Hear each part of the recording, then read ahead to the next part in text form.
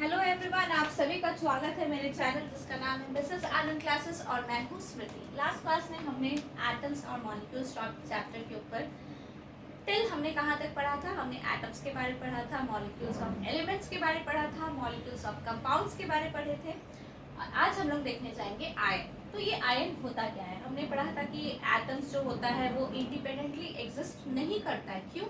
क्योंकि वो combined form में ही एग्जिस्ट करता है, ठीक है, in the form of elements and compounds, ठीक है। तो अब ये आयन क्या होता है? Compounds composed of metals and non metals contains charged species. The charged species are known as, क्या बोलते हैं? आयंस बोलते हैं, ठीक है। तो क्या होता है? आयंस में consist of a single charge species और a group of atoms that have a net charge on them. An ion can be negatively or positively charged. तो आयन होता क्या है? देखिए, कंपाउंड्स किससे बने होते हैं? कंपाउंड्स में क्या क्या आते हैं?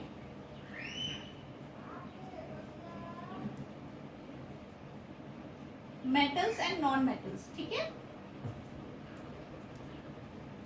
दोनों चीजें आती है। तो ये जो मेटल्स और नॉन मेटल्स होते हैं ये चार्ज स्पीशीज कंटेन करते हैं जिसमें चार्ज होता है, ठीक है, charge species,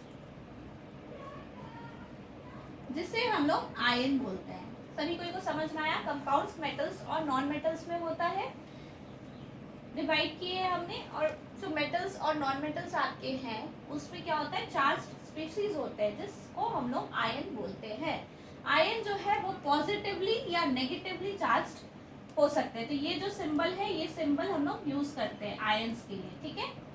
for example chlorine ion है तो Cl- मैंने लिख दिया, ठीक है। इसका मतलब क्या हुआ कि ये नेगेटिवली चार्ज है, ये आयन जो है वो नेगेटिवली चार्ज है, ठीक है, फॉर एग्जाम्पल। तो आगे हम लोग देखते हैं।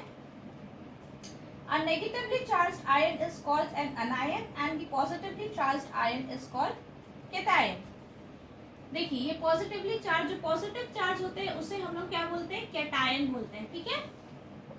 और जो नेगेटिवली चार्ज होते हैं उसे एनायन बोलते हैं, ठीक है। फॉर एग्जाम्पल लेते हैं हम लोग NaCl, that is sodium chloride. तो ये क्या हो जाएगा? ये टूटेगा किस फॉर्म में? Na+ फॉर्म में और Cl- फॉर्म में, ठीक है। ये C कैपिटल है, Cl- फॉर्म में। तो ये प्लस जिसको क्या बोलेंगे? कैटायन बोलेंगे और इसे एनायन बोलेंगे, ठीक है। सोडियम का कैटायन है और क्लोरीन का एनायन है। A group of atoms carrying a charge is known as polyatomic ion.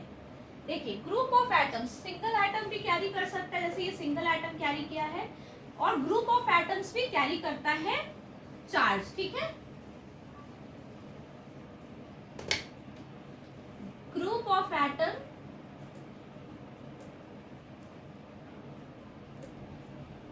containing charge उसे क्या बोलते हैं हम लोग? पॉली एटमिक आयन बोलते हैं, ठीक है। पॉली एटमिक आयन बोलते हैं, ठीक है। तो आयोनिक कंपाउंड क्या क्या हो गया? Calcium oxide.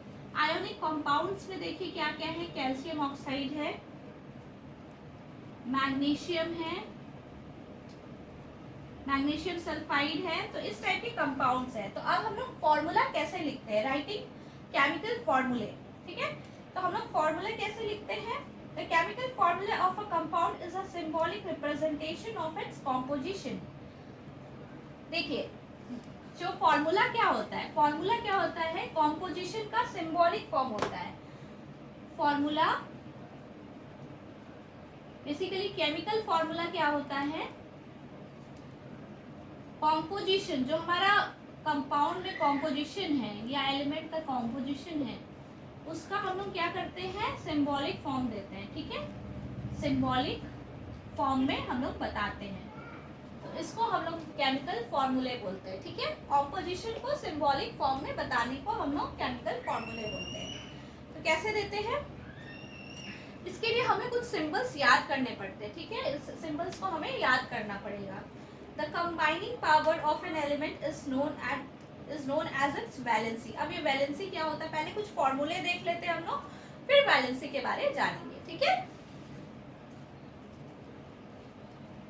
फॉर एग्जाम्पल देखिए, सोडियम, पोटेशियम, सिल्वर, कॉपर। तो सोडियम का फॉर्मूला क्या है, पोटेशियम, कैल्शियम। तो सोडियम क्या हो गया, Na+ हो गया। पोटेशियम क्या हो गया, मुझे कोई बता सकते हैं, K+ हो गया, ठीक है। कैल्शियम Ca+ हो गया, ठीक है। इस टाइप से फॉर्मूला है। हाइड्रोजन का क्या हो जाएगा, H+ हो जाएगा। तो ये सिंबॉलिक फॉर्म है, ठीक है। ये सिंबॉलिक फॉर्म में हमने ये सारे एलिमेंट्स को रिप्रेजेंट किया, ठीक है। सॉरी, आयन को रिप्रेजेंट किया। Sodium, potassium, calcium, hydrogen, ion को हमने इस फॉर्म में Na+, K+, Ca+ और H+ आयन्स में हमने किया। अब जैसे अगर मान लीजिए कोई नेगेटिव आयन कैसे रिप्रेजेंट करेंगे, क्लोराइड, तो क्लोराइड को Cl-, ठीक है। Bromide Br-। तो ये सब नेगेटिवली चार्ज आयन्स है, क्लोरीन के, ब्रोमीन के, तो इसलिए हमने नेगेटिव साइन यहाँ पे शो किया है, ठीक है। अब वैलेंसी क्या होता है, चलिए हम लोग देखते हैं।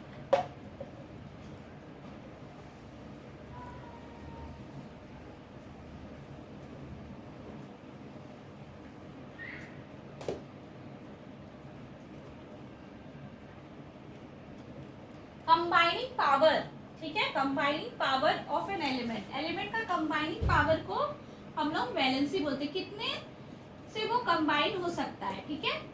Combining power of an element, ये होता है हमारा वैलेंसी, ठीक है। सभी को समझ में आ रहा है कितना वो कंबाइन कर सकता है एक एलिमेंट।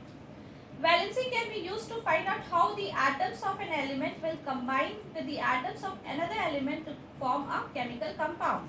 तो वैलेंसी से यही पता चलता है कि कितना कंबाइन कर सकता है एक कुछ एटम्स ऑफ वन एलिमेंट, कितने atoms of with number of atoms of another element।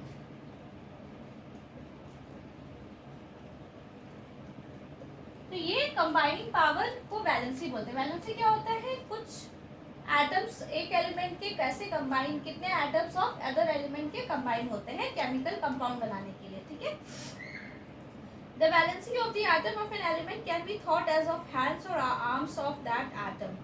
Human beings have 2 arms and an octopus has 8, ठीक है। If one octopus has to catch hold of a few people in such a manner that all the 8 arms of the octopus and both arms of all the humans are locked, how many humans do you think the octopus can hold? Represent the octopus with O and humans with H. Can you write a formula for this combination? अब देखिए अब क्या पूछ रहा है यहाँ पे आके, बहुत इंटरेस्टिंग क्वेश्चन है। अगर मान लीजिए एक ह्यूमन बीइंग है जिसके 2 हाथ हैं और एक ऑक्टोपस है जिसका 8 है, ठीक है। तो कैसे एक ऑक्टोपस कुछ पीपल को होल्ड करेगा कि उन जो 8 आर्म्स है वो सारा ऑक्टोपस का और ह्यूमंस का दोनों हाथ लॉक हो जाए, ठीक है। तो इसका हम लोग फॉर्मूला बना सकते हैं, ठीक है। तो subscript 4 indicates the number of humans helped by the octopus. तो ऑक्टोपस के कितना है हमारा 8 हैंड्स है और ह्यूमन बीइंग का कितना है 2 हैंड्स है। तो कैसे फॉर्मूला बनाएंगे कि ये दोनों लॉक हो जाए, ओके। तो 2 4 सा 8 होता है, तो हम लोग ऐसे करते हैं HO, ठीक है।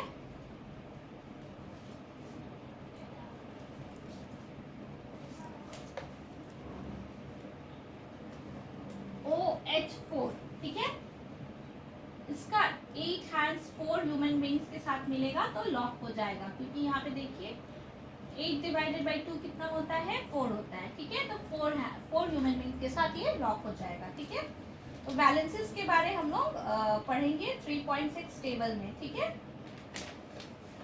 3.6 टेबल में आपका बैलेंस दिया हुआ है, ठीक है।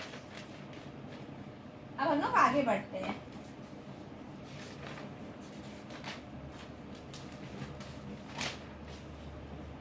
The rules that you have to follow while writing a chemical formula are as follows. Rules होता है कुछ केमिकल फॉर्मूले को लिखने के लिए, ठीक है। क्या रूल्स होता है? The balances or charges on the ion must balance. देखिए, कोई भी फॉर्मूला को लिखने के लिए, फॉर एग्जाम्पल मैं देती हूँ आपको NaCl, ठीक है। तो क्या बनेगा? ये NaCl बनेगा, ठीक है। इसमें प्लस था एक और इसमें माइनस था, दोनों बैलेंस हो गया, दोनों प्लस माइनस आके न्यूट्रल हो गए, तो ये NaCl फॉर्म हो गया। तो यही बोल रहा है कि पहला रूल कि बैलेंस होना चाहिए आयंस, ठीक है, केमिकल फॉर्मूला में। When a compound consists of a metal and a non-metal, the name of or symbol of the metal is written first. For example, calcium oxide, sodium chloride, iron sulfide, copper oxide. देखिए, अगर कोई compound है जिसमें metal और non metal है,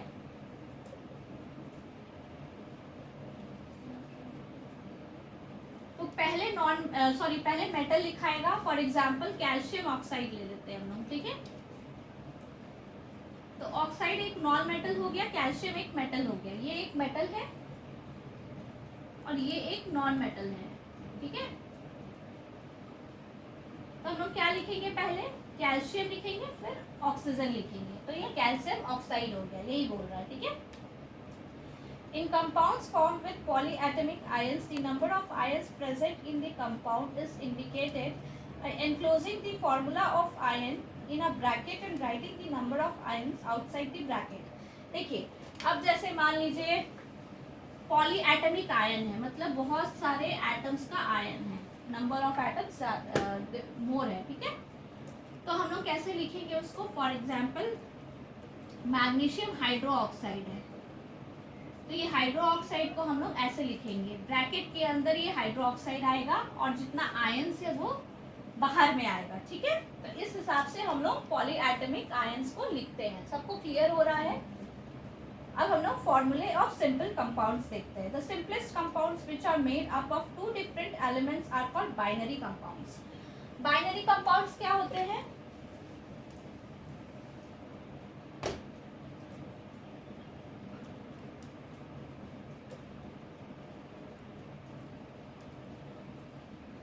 binary means two, तो two elements जहाँ पे होते हैं, जिस कंपाउंड में टू एलिमेंट्स होते हैं उसे बाइनरी कंपाउंड्स बोलते हैं, ठीक है। Two different elements, okay, different elements होंगे, ठीक है। तो ये हम लोग देखते हैं। फॉर्मूला ऑफ हाइड्रोजन क्लोराइड क्या होता है?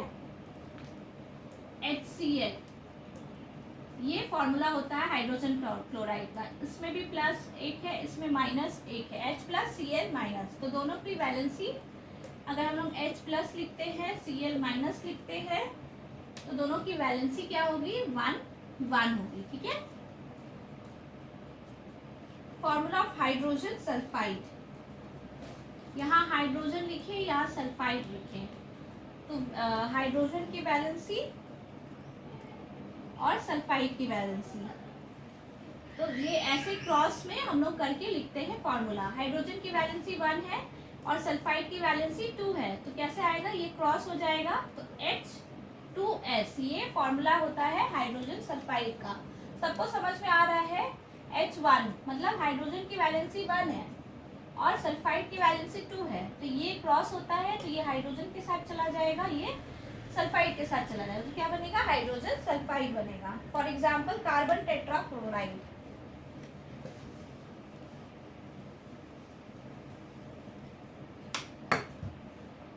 कार्बन टेट्राक्लोराइड, ठीक है। ये कैसे लिखेंगे? कार्बन है और क्लोरीन है, ठीक है। कार्बन की वैलेंसी कितनी हुई? 4 हुई, क्लोरीन की 1 हुई, तो ये फिर से क्रॉस हो जाएगा। तो हम लोग फॉर्मूला कैसे लिखेंगे? CCl4, ये क्रॉस हो गया तो 4 क्लोरीन के साथ चला गया। सबको समझ में आ रहा है? बहुत इजी मेथड है, क्रॉस मल्टीप्लाई आप बोल सकते हैं, क्रॉस हो जाएगा। तो इससे आपको लिखने में इजी होगा। तो ऐसे बहुत सारे एग्जाम्पल्स दिए आपके बुक में, तो आप देख लीजिएगा। एक लास्ट एग्जाम्पल हम लोग देखते हैं, सोडियम कार्बोनेट।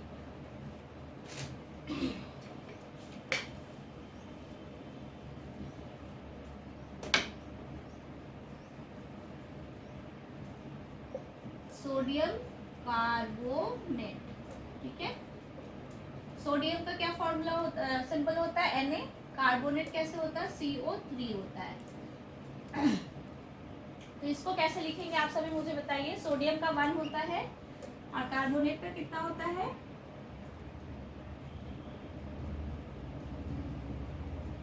2 माइनस होता है। इसका 1 प्लस होता है, इसका 2 माइनस होता है। तो कैसे होगा ये इसके पास चला जाएगा और ये इसके पास चला जाएगा, ठीक है, क्रॉस हो जाएगा। इसकी वैलेंसी सोडियम की 1 प्लस है, पॉजिटिव है, ये नेगेटिव आयन है, तो इसलिए मैंने माइनस रखा है। सबको समझ में आया क्यों यहाँ पे माइनस है। तो Na2CO3, तो ये फॉर्मूला हो जाएगा सोडियम कार्बोनेट का, ठीक है। अब हम लोग कुछ इंडेक्स क्वेश्चंस देखते हैं। Write down the formula of sodium oxide, aluminium chloride, sodium sulphide, magnesium hydroxide. Write down the names of compounds, ये सब इजी है, आप लोग कर सकते हैं। Write down the names of compounds represented by the following formula. Aluminium sulphate, पहला aluminium sulphate है, दूसरा कैल्शियम क्लोराइड है, तीसरा पोटेशियम सल्फेट है, पोटेशियम नाइट्रेट है, और फिफ्थ कैल्शियम कार्बोनेट है। What is meant by the term capital formula, ये आप लोग मुझे बताएंगे। How many atoms are present in H2S molecule and PO4 3- ion, कितने एटम्स प्रेजेंट है। तो ये भी बहुत इजी है, तो आप लोग मुझे बताएंगे कमेंट बॉक्स पे कमेंट करके। अब हम लोग पढ़ते हैं molecular mass and mole concept. ये बहुत इंपॉर्टेंट पार्ट है, तो इसे ध्यान से देखिएगा आप सभी कोई। Molecular mass and mole concept,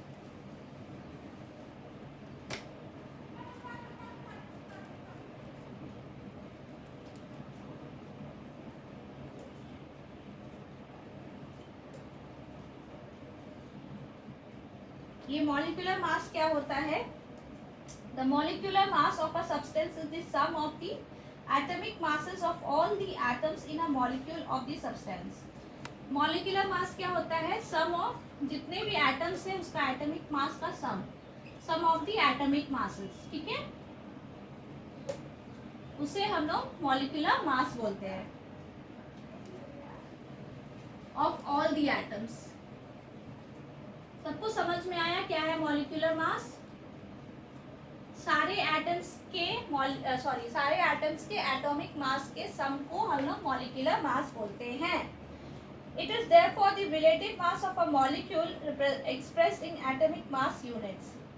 तो ये हम लोगों ने पढ़ा था लास्ट क्लास में कि एटॉमिक मास यूनिट को हम लोग यू से रिप्रेजेंट करते हैं। अब देखिए क्वेश्चन देखते हैं हम लोग। Calculate the relative molecular mass of water, calculate the molecular mass of HNO3। तो एटॉमिक मास ऑफ हाइड्रोजन कितना है, हम लोग को पता है एटॉमिक मास, इसको मैं रब कर देती हूँ, अच्छे से बताती हूँ।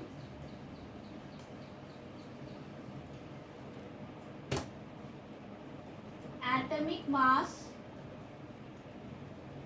ऑफ हाइड्रोजन कितना है, 1U है, और ऑफ एटॉमिक मास ऑक्सीजन है ना, 16U होता है, ये हमें पता है। तो molecular mass of, relative molecular mass of H2O क्या होगा, H2 that is 2 × 1U plus 1 × 16U। यहाँ पे 2 है इसलिए हमने हाइड्रोजन के एटॉमिक मास से 2 को मल्टीप्लाई कर दिया है, तो 2U plus 16U that is 18U।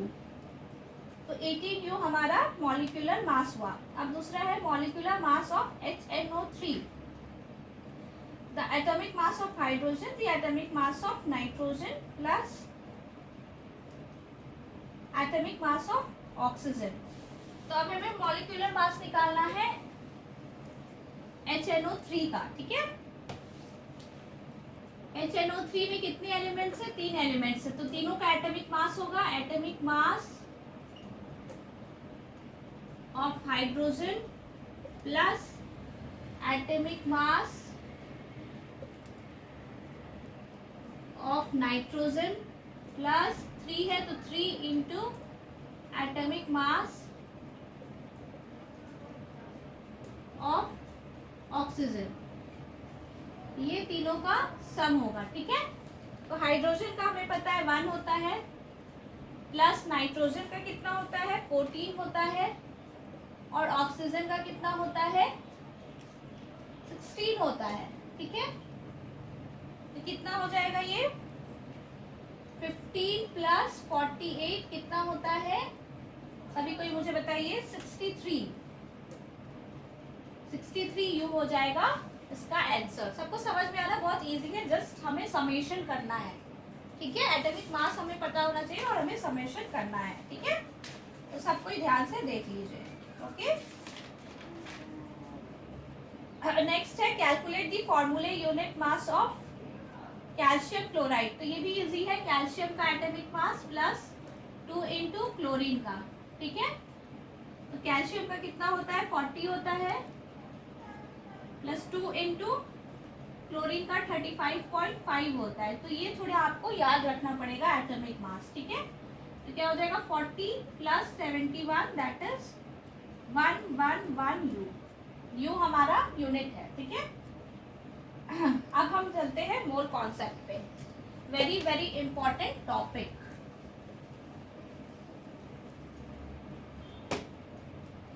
Mole concept. ठीक है,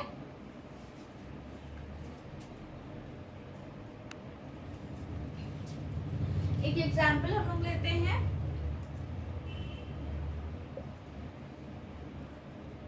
वाटर कैसे फॉर्म होता है? इस फॉर्म में फॉर्म होता है। 2 molecules of hydrogen and 1 molecule of oxygen combine करते हैं तब 2 मॉलिक्यूल्स ऑफ वाटर फॉर्म करते हैं। That means 4 mass unit of hydrogen plus 1 mass unit of oxygen combines with 32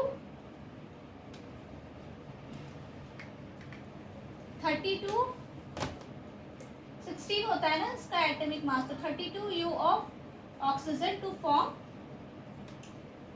36 u of water. ठीक है, H2O इंटू 2। ठीक है, तो 36 हो गया हमारा। We can infer from the above equation that the quantity of a substance can be characterized by its mass or the number of molecules.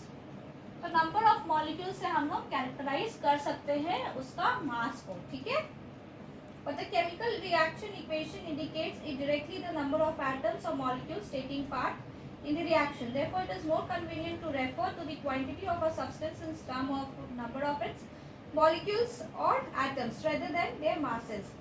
तो देखिए ज़्यादा इजी क्या होगा, मासेस से हम लोग को इजी पड़ेगा नंबर ऑफ एटम्स या नंबर ऑफ मॉलिक्यूल से रिप्रेजेंट करना एक केमिकल इक्वेशन को। So a new unit mole was introduce, 1 mole of any species. तो इसके लिए मोल इंट्रोड्यूस किया गया। मासेस से रिप्रेजेंट करना थोड़ा डिफिकल्ट हो जाता है, इसीलिए हम लोग नंबर ऑफ एटम्स या नंबर ऑफ मॉलिक्यूल से ही रिप्रेजेंट करेंगे। तो एक न्यू टर्म आता है जो मोल बोलते हैं। Mole is that quantity in number having a mass equal to its atomic or molecular mass in grams. देखिए मोल का मतलब क्या होता है, इसका क्वांटिटी का मतलब क्या हुआ कि या तो उतना नंबर ऑफ एटॉमिक मास है या मॉलिक्यूलर मास है ग्राम में। 2 मोल्स मतलब 2 ग्राम। ठीक है, इसका मतलब ये हुआ। The number of particles present in 1 mole of any substance is fixed with a value of 6.022 and into 10 to the power 23। Avogadro constant बोला जाता है। एक मोल में कितना नंबर ऑफ पार्टिकल्स होता है ये फिक्स्ड है। ठीक है, तो एवोगैड्रोस नंबर एक होता है जिसको रिप्रेजेंट करते हैं एन नॉट से, जो कि फिक्स्ड है, हम लोग चेंज नहीं कर सकते उसे। उसका क्या वैल्यू है 6.022 इंटू 10 to the power 23। ठीक है,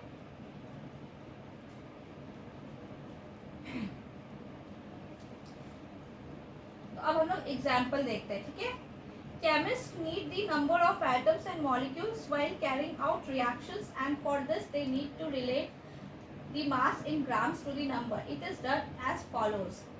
1 mole is equals to 6.022 into 10 to the power 23 number is equals to relative mass in gram.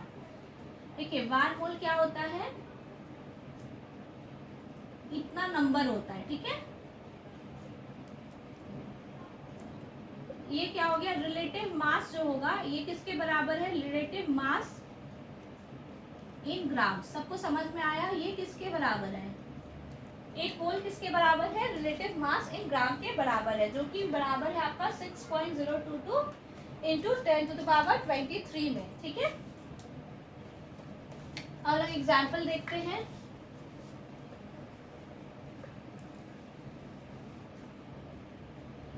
Example क्या है, calculate the number of moles for the following 52 gram of helium.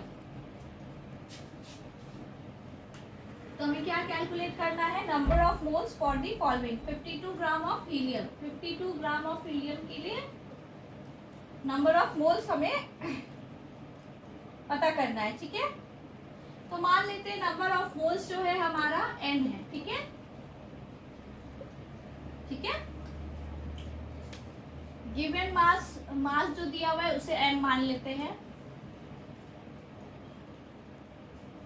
इसका molecular mass भी होगा एक जो fixed होता है, उसे n मान लेते हैं, ठीक है। नंबर ऑफ पार्टिकल्स जो दिया हुआ है उसे n मान लेते हैं, और एवोगैड्रोस नंबर तो हमें पता ही है n0, ठीक है। ये सारी चीजें हमें पता है। तो एटॉमिक मास कितना होता है हीलियम का, एटॉमिक मास कितना होता है हीलियम का, 4u होता है, ठीक है। मोलर मास कितना होता है, मोलर मास 4 ग्राम हो गया, ठीक है। u को हमने ग्राम में चेंज कर दिया। तो अब हमने नंबर ऑफ मोल्स निकालने हैं, तो नंबर ऑफ मोल्स क्या आ जाएंगे, जो मास दिया हुआ है given mass by molar mass, ठीक है। गिवन मास कितना दिया हुआ है, 52 ग्राम दिया हुआ है ना, गिवन मास 52। अब मोलर मास हमने निकाला, एटॉमिक मास 4u था, तो मोलर मास क्या हो जाएगा, 4 ग्राम हो जाएगा। ग्राम में हम लोग चेंज कर लिए, ठीक है। 52/4, ठीक है। तो ये आ जाएगा 13 4 52 होता है, ठीक है। अब दूसरा क्या है, number of helium atoms, finding mole from number of particles, finding mole from mass. ये हमने मोल किससे फाइंड किया, इसके मास के बेसिस पे फाइंड किया, जो हमें मास दिया हुआ था। अब हम लोग को नंबर ऑफ मोल्स फाइंड करना है किस बेसिस पे, नंबर ऑफ पार्टिकल्स के बेसिस पे। तो हम लोग कैसे निकालेंगे, बहुत इजी है वो भी। नंबर ऑफ पार्टिकल्स जो दिया हुआ है डिवाइडेड बाय एवोगैड्रोस नंबर, उससे हम लोग फाइंड आउट करेंगे, ठीक है। तो number of moles find out करने का दो मेथड हमने देखा, मास के थ्रू और नंबर ऑफ पार्टिकल्स के थ्रू, ठीक है। यहाँ पे कुछ और दिया हुआ है,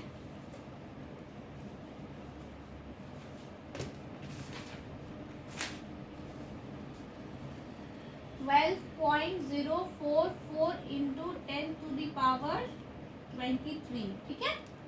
तो नंबर ऑफ क्या होगा, given number of particles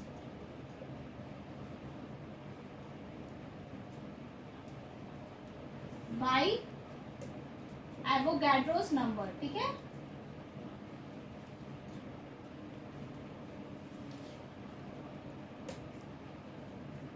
given कितना दिया, 12.044 into 10 to the power 23 divided by Avogadro's क्या, 6.022 इंटू 10 to the power 23। तो ये क्या आ जाएगा, ये आ जाएगा आपका 2, ठीक है। तो ये हो गया आंसर, बहुत इजी है। तो और कुछ एग्जाम्पल से चलिए हम लोग देखते हैं। Calculate the mass of the following 0.5 mole of N2 gas. अब देखिए, अब हमें मोल्स नहीं फाइंड आउट करना है, अब हमें मास फाइंड आउट करना है। किसका मास फाइंड आउट करना है? 0.5 मोल ऑफ N2। तो सबसे पहले आप देखिए, नंबर ऑफ मोल्स में क्या होता था हमें, sorry, given mass by molar mass. तो अब हमें क्या दिया हुआ है,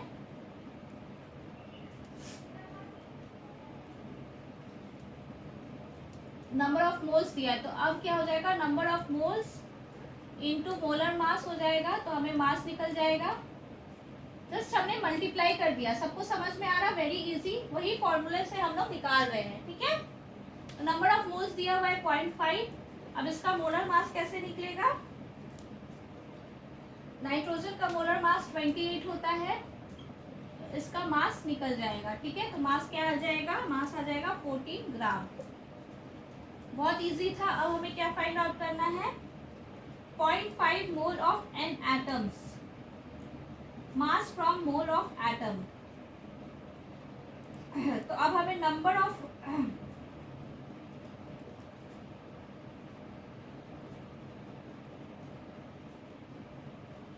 मॉलिक्यूल से हमें फाइंड आउट करना था, तो मॉलिक्यूलर मास हमने लिया, ठीक है। अब इसमें एटम्स दिया है, तो एटम्स में हम लोग एटॉमिक मास लेंगे। तो एटॉमिक मास इसका क्या हो जाएगा, 14। मॉलिक्यूलर मास क्या हो गया, 28 हो गया। 14 into 2 that is 28। Two atoms था ना इसमें, तो इसका मॉलिक्यूलर मास यहाँ पे हम लोग लिए हैं। बट नेक्स्ट क्वेश्चन में आपका एटम्स दिया हुआ है, 0.5 मोल ऑफ एन एटम्स। तो एन एटम्स में हम लोग एटॉमिक मास लेंगे, दैट इज 14। तो ये जो आंसर आएगा वो क्या आएगा, 7 ग्राम आपका आंसर आ रहा है। आप सभी को डिफरेंस समझ में आ रहा है। पहला में क्या बोला था, मॉलिक्यूलर मास, तो इसलिए हमने मॉलिक्यूलर मास लिया। सेकेंड में यहाँ पे एन एटम्स बोल रहा है, क्या बोल रहा है, नाइट्रोजन का एटम्स, तो यहाँ पे क्या आ जाएगा, एटॉमिक मास आ जाएगा, दैट इज 14। तो इस तरीके से हमें ये क्वेश्चन सॉल्व करना है, ठीक है। और एक एग्जाम्पल हम लोग देखते हैं।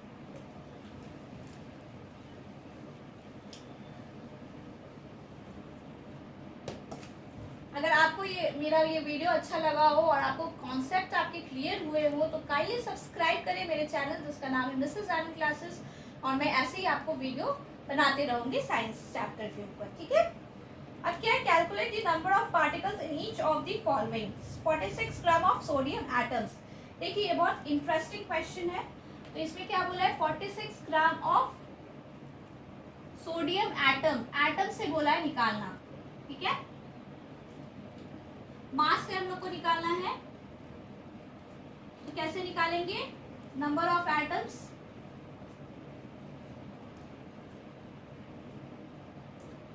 गिवन मास, जो हमारा फॉर्मूला था, by molar mass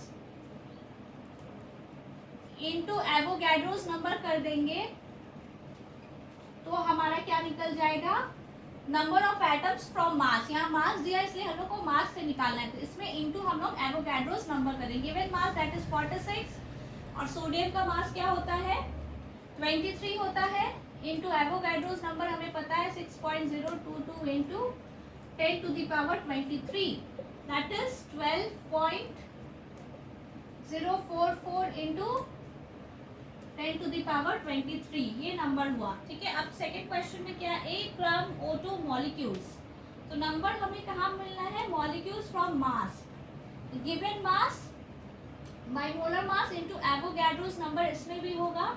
given mass 8 ग्राम है, पर हमारा मॉलिक्यूलर मास O2 होता है, तो O का क्या है, 16 है, O2 क्या हो जाएगा, 32 हो जाएगा। तो वहां पे क्या हो जाएगा, गिवन मास 8 था, divided by 32 into this Avogadro number. सभी को समझ में आ रहा है मैं क्या बता रही हूँ, तो बहुत इजी है। तो आप इसे प्रैक्टिस करेंगे तो आपको इजीली समझ में आ जाएगा, ठीक है। तो इसके साथ ये चैप्टर एंड होता है। नेक्स्ट चैप्टर जो हम लोग पढ़ेंगे वो क्या है, देखते हैं। चैप्टर नंबर आपका 4, that is structure of the atom. Structure of the atom next class में हम लोग करेंगे, ठीक है। तब तक आप अपना ये कॉन्सेप्ट क्लियर कीजिए, और कुछ भी डाउट होने से कमेंट बॉक्स पे कमेंट कीजिए, मैं आपको एक्सप्लेन करूँगी, ठीक है। और मेरे चैनल को सब्सक्राइब और अपने फ्रेंड्स के साथ शेयर जरूर करें। Take care, wait for my next video. Okay.